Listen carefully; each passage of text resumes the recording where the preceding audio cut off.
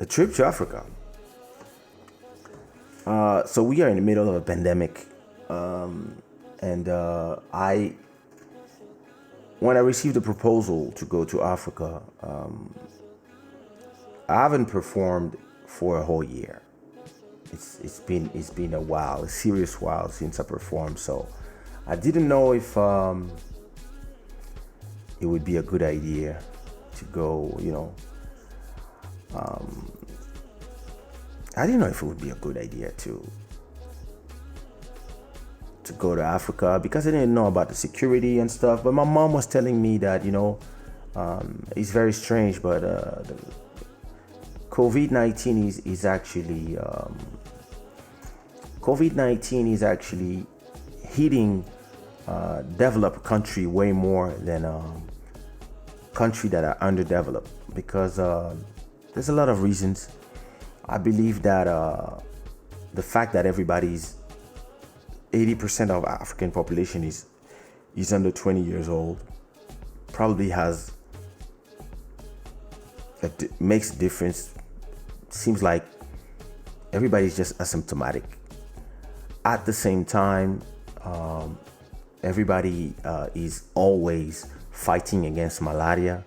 So I think the bodies of most people who live in Africa in a state of poverty actually have bodies that are better built to stand against this type of virus.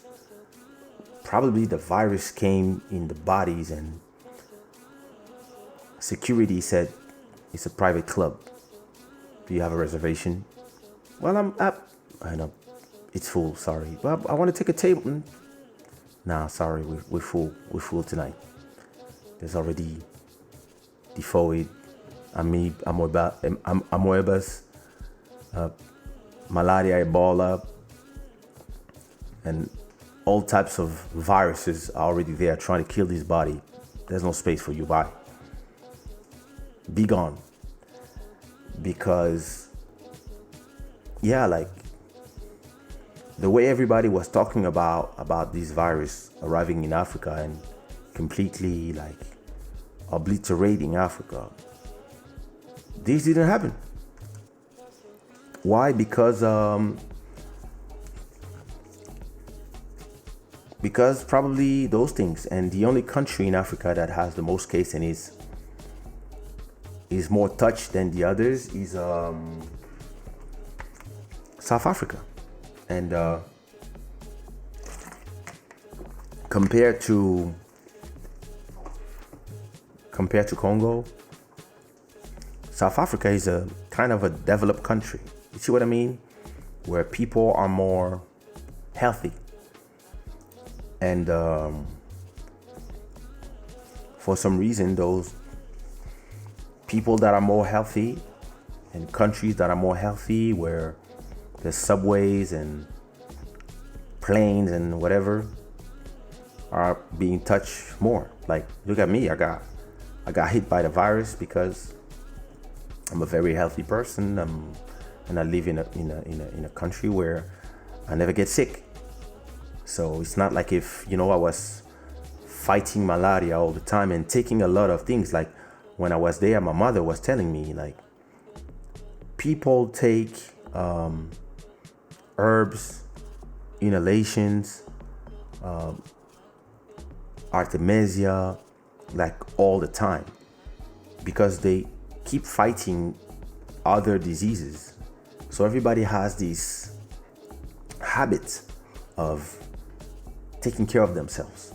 So I believe that this is a reason. But I mean, science will let us know in a bit. I was in the big waiting list and was like, nah, bro.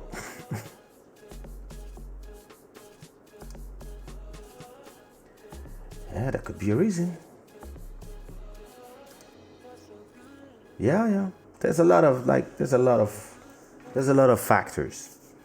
So me going in Africa, I was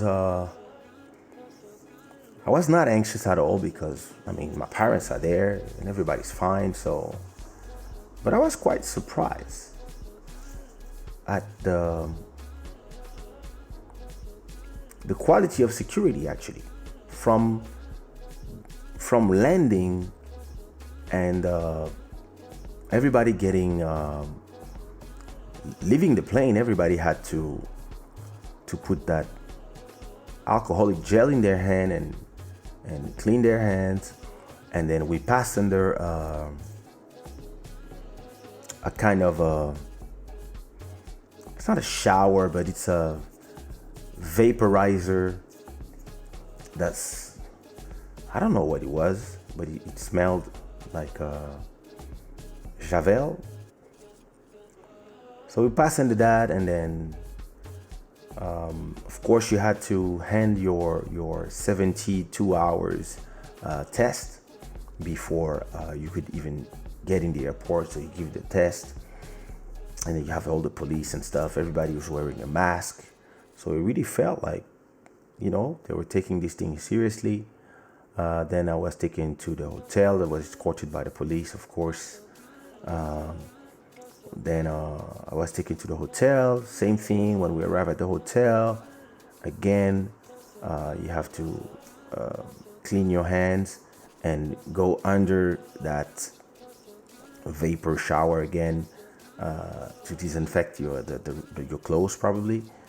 So I did that, and then in the hotel room, you have on each hotel room I had a little bottle of alcoholic gel, so you could like take it with you and always clean your hands. So I was like, wow, that's actually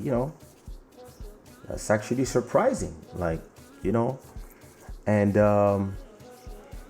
this trip was resourcing for a lot of reasons for me. We here in Europe, we are fighting a fight in countries that became our countries, but you don't always feel at home here, even if it's home.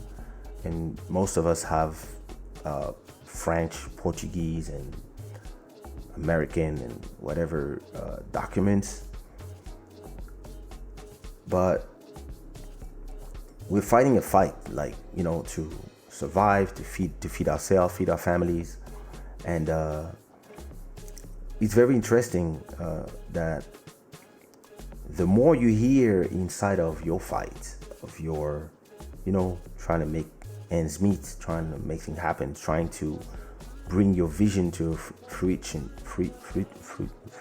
whatever.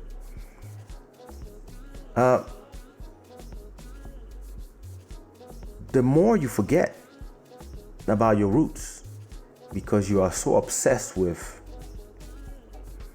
reaching high to wherever. And with this whole COVID thing, we haven't traveled for almost 8 months. So I haven't traveled for 8 months, didn't do a show for a whole year. And been here talking with everybody virtually on WhatsApp. Then I fell sick. And even when I got better, most people I know, ever since I survived, I've been talking to people online. Talking to you guys, the Shada Gang, on YouTube. Talking to my family on WhatsApp. And people know about me and what I do because of Instagram. But actually, nobody's seen me in the flesh. And I felt it when I got home. Because when I got home, everybody knew about the story. Everybody knew that I had a COVID and it was bad and I almost died and etc. And so everybody was really welcoming. And especially my parents, of course. Like when I saw my parents, I could feel that what they never made me feel on the phone. They never made me feel that they were scared. Never. My dad, my mom, They were always confident. They were always, giving advice, sending messages all the time, telling me it's going to be all right, etc., etc. But it never seemed like they were panicking. And when my dad held me in his arms, that's when I knew, whoa, like he was worried. Same thing for my mom. And so it felt special because, first of all, I hadn't seen them in a whole year.